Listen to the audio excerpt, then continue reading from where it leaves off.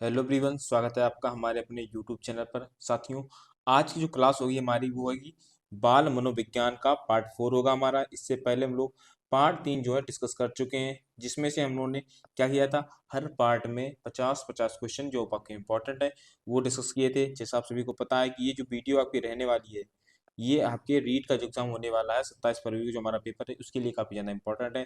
तो हर क्वेश्चन आपके लिए एक सिलेक्टेड क्वेश्चन है, आप ध्यान से पढ़िएगा, रिवीजन कीजिएगा। और इसकी यदि पीडीएफ चाहिए तो आपको क्या करना है, तो आप हमारे टेलीग्राम चैनल पर जुड़ सकते हैं, लिंक डिस्क्रिप्शन बॉक्स में है, वहाँ आपको इसकी पीडीएफ मिल जाएगी। इसके अलावा आप हमारे ऐप एग्जाम वेब ऐप पर भी जुड़ सकते हैं, वहाँ भी आपको इसकी पीडीएफ फ्री में मिलेगी। हर जगह फ्री में है, तो संकोच मत करिए, जाइए और पीडीएफ ले लीजिए। इससे पहले आप क्लास कर लीजिए ताकि आपको रिवीजन हो जाए, इसके बाद आपको पीडीएफ तो मिल ही जाएगी।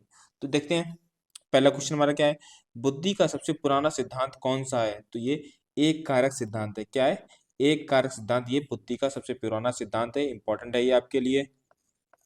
आगे देखिए, बुद्धि का द्विकारक सिद्धांत किसने दिया था। तो ये स्पीयरमैन ने दिया था। किसने? स्पीयरमैन ने ये सिद्धांत दिया था। तो ये आपको याद रखना है कि बुद्धि का द्विकारक सिद्धांत किसने दिया है, तो ये स्पीयरमैन ने दिया है। आगे देखिए, स्पीयरमैन कहाँ के निवासी थे। तो ये फ्रांस के निवासी थे। कहाँ के? फ्रांस के निवासी थे, इंपॉर्टेंट है आपके लिए। आगे देखिए, स्पीयरमैन ने बुद्धि का संबंध किससे बताया। तो ये चिंतन से बताया है कि जो व्यक्ति चिंतन ज्यादा करेगा या चिंतन से संबंधित है तो उसका बुद्धि से संबंध उतना ही तगड़ा होगा, उससे ही मजबूत होगा। आगे देखिए, बालकों के भाषाई विकास का क्रम क्या है। तो सबसे पहले बालक क्या करता है, सबसे पहले बालक रोना शुरू करता है। देखिए, जब बच्चा पैदा होता है तो सबसे पहले क्या करता है, सबसे पहले रोते ही जो रोएगा उससे अपना क्या करेगा, अपने हाव भाव प्रकट करेगा। इसके बाद क्या कहता है, 2 से 3 महीने में, लगभग 2 से 3 महीने बाद तक वह बलबलाना सीख जाता है। बबलाएगा, वाह वाह वाह, ये सब करता रहता है। ठीक है, इसके बाद क्या करेगा, इसके बाद हाव भाव सीखता है कि जैसे कोई बोलेगा तो उसकी तरफ मुड़ेगा, देखेगा और अपना रिएक्शन देगा। तो ये भाषाई विकास का एक क्या होता है, ये क्रम होता है। आगे देखिए, बालक किस उम्र में बालकों द्वारा अपनी बात कह पाता है। तो वह 5 वर्ष में उसके पास इतना शब्द भंडार हो जाता है कि वह अपनी उम्र के बालकों से बात कह पाता है, अपनी बात कर पाता है। आगे, बालक सबसे पहले क्या बोलता है। तो सबसे पहले बालक व्यंजन शब्द बोलता है, और व्यंजन शब्द कौन सा होता है, माँ बोलता है। क्या? माँ बोलता है। और देखिए, बालक सबसे पहले भाषा किसकी भाषा को पहचानता है। तो माँ की भाषा को पहचानता है। किसकी? माँ की भाषा को पहचानता है, इसीलिए हम लोग किसी मातृभाषा भी बोल सकते हैं। आगे देखिए, पर्यटन विधि के जनक कौन है। तो ये पेस्टोलॉजी है। पेस्टोलॉजी है, ये पर्यटन विधि के जनक है। इंपॉर्टेंट है ये आपके लिए क्वेश्चन, पर्यटन विधि के जनक। आगे देखिए, खोज अनुसंधान ह्यूरिस्टिक विधि के जनक कौन है। तो ये आर्मस्ट्रांग है, ये ह्यूरिस्टिक विधि के जनक हैं। आगे, पढ़ाने की सबसे अच्छी विधि कौन सी है। तो ये प्रोजेक्ट विधि है, ये पढ़ाने की सबसे अच्छी विधि होती है। और परियोजना विधि के जनक कौन है। तो जॉन डीवी के शिष्य कौन है, किलपैट्रिक। ठीक है, किलपैट्रिक जो है ये परियोजना विधि के जनक हैं। आगे, सूक्ष्म शिक्षण के जनक कौन है। तो ये हैं, दो लोग हैं, रॉबर्ट बुश और एलन। ये दो लोगों को सूक्ष्म शिक्षण के जनक माना जाता है। इकाई उपागम के जनक कौन है। तो ये मॉरिसन है। कौन है? मॉरिसन इकाई उपागम के जनक हैं। जन्म के समय बालक की कितनी हड्डियां होती हैं। तो जन्म के समय एक जो बालक नवजात शिशु होता है उसकी हड्डियां जो होती है 270 से 305 तक उसकी हड्डियां होती हैं। और यदि बात करें शरीर की सबसे लंबी हड्डी का नाम क्या है। तो वह फीमर, जो जांघ में हमारी होती है, वो सबसे लंबी हड्डी होती है हमारे शरीर की। और शरीर की सबसे छोटी हड्डी कौन सी होती है। तो स्टेपीज, जो कान में हमारी होती है, ये सबसे छोटी हड्डी होती है। तो ये तीनों क्वेश्चन आपके लिए इंपॉर्टेंट है, ये याद कर लीजिए आपके लिए कि जब इनके समय जो बालक होता है उसकी हड्डियां कितनी होती है, 270 से 305 तक हो सकती हैं। और शरीर की सबसे लंबी हड्डी का नाम क्या है। तो फीमर है, सब जांघ में होती है। और शरीर की सबसे छोटी हड्डी कौन सी है। तो स्टीपेज होती है, और ये कान में होती है। इसके अलावा क्वेश्चन और है कि शरीर की सबसे मजबूत हड्डी का नाम बताइए। तो सबसे शरीर की सबसे मजबूत जो हड्डी होती है वो होती है मंडिबल, जो जबड़े में होती है। क्या होती है? जबड़े में होती है, या जबड़े में की हड्डी सबसे मजबूत होती है। आगे देखिए, नवजात शिशु का त्वचा का रंग कैसा होता है। त्वचा का रंग कैसा होता है। तो हल्का गुलाबी होता है। और 15 दिन के बाद अपने स्थायी रंग प्राप्त कर लेता है। उसको काला बनना है, सफेद बनना है, गोरा बनना है, कैसा बनना है, तो वो अपना स्थायी रंग प्राप्त कर लेता है। नवजात शिशु कितने घंटे सोता है? तो ये लगभग 18 से 20 घंटे जो है ये सोता है।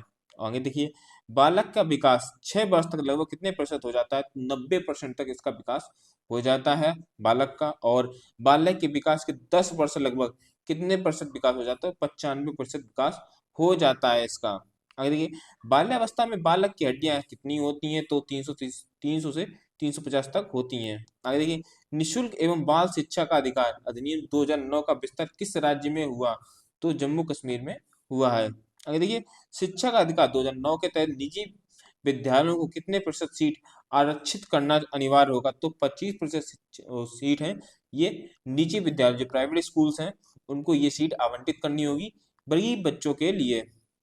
देखिए, 12 वर्ष के बालकों के मस्तिष्क का भार कितना होता है? तो लगभग 1400 ग्राम भार होता है।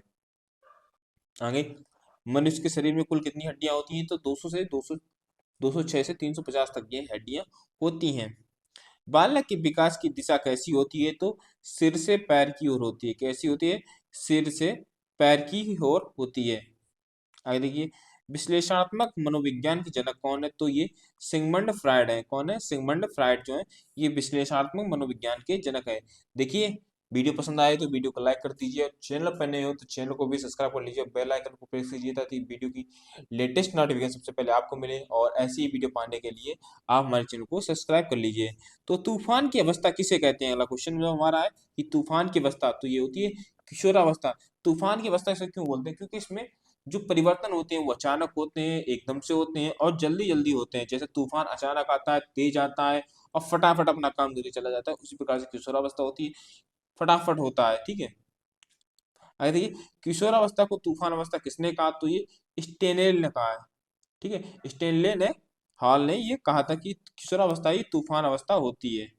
मूल प्रवृत्ति का सिद्धांत किसने दिया था? तो ये मैकडूगल थे। कौन है? मैकडूगल जो है ये मूल प्रवृत्ति का इन्होंने सिद्धांत दिया था। आगे देखिए, संवेग क्या है? मन के उत्तेजित दिशा को संवेग कहते हैं। क्या है?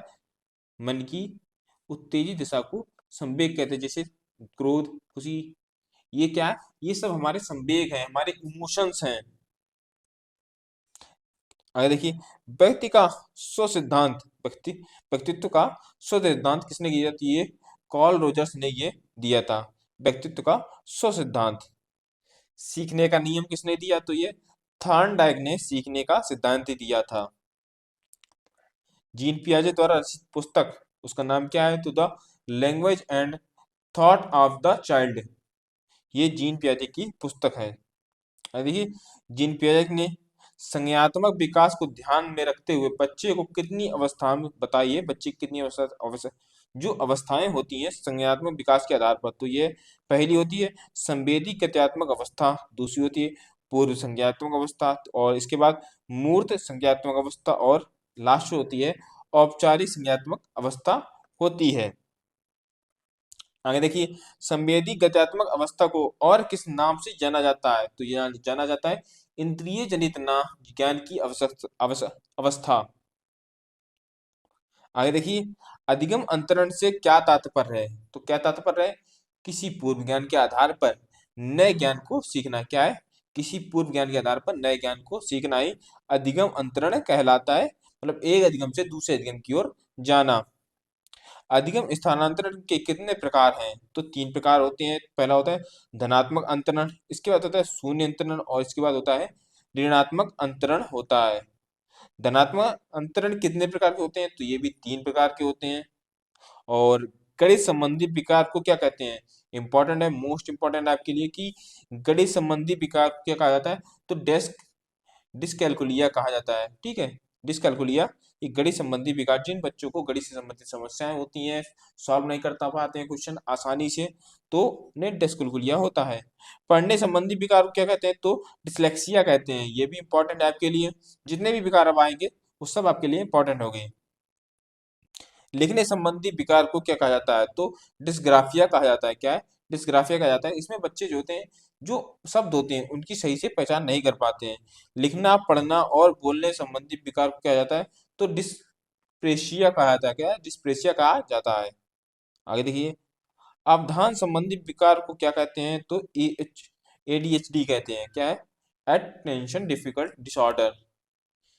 आगे देखिए, विशिष्ट बालक कौन होते हैं? तो वो बालक या वो सामान्य बालक से अलग होते हैं, सामान्य बालकों से अलग होते हैं, उन्हें विशिष्ट बालक कहते हैं। यानी जिनकी बुद्धि लब्धि कमजोर होती है, थोड़ी बुद्धि से कमजोर होते हैं, या उनको भी हम लोग कह सकते हैं, जो दिव्यांग बच्चे होते हैं वो भी विशिष्ट बालक के अंतर्गत ही आते हैं।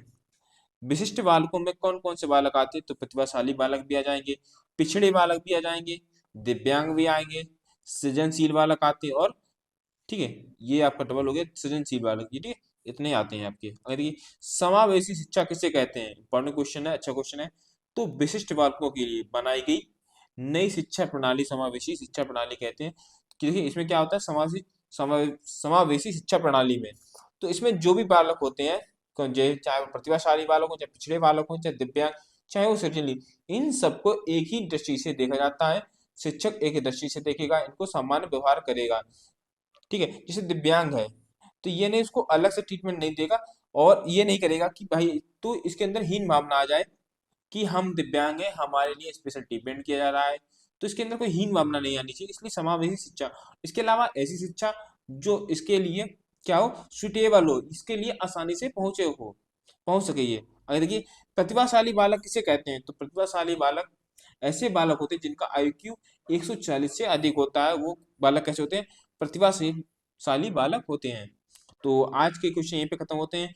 वीडियो पसंद आए तो वीडियो को लाइक कर दीजिए, चैनल पर नए तो चैनल को सब्सक्राइब कर लीजिए, बेल आइकन को प्रेस कीजिए ताकि वीडियो की लेटेस्ट नोटिफिकेशन सबसे पहले आपको मिले। और जाने से पहले पुनः मैं बता देता हूँ, इसकी PDF आपको कहाँ मिलेगी। यदि आपको इसकी PDF चाहिए तो आप हमारे टेलीग्राम चैनल पर जुड़ सकते हैं, आकाश ग्लोबल स्टडीज के नाम से, लिंक डिस्क्रिप्शन बॉक्स में है। इसके अलावा अगर आपको ऐप चाहिए हमारा, ऐप से डाउनलोड भी कर सकते हो, हमारे ऐप का नाम है एग्जाम वेब ऐप, वहाँ पर भी आपको इसकी PDF मिल जाएगी। तो चलिए मिलते हैं अगली वीडियो में। Thank you. जय हिंद। जय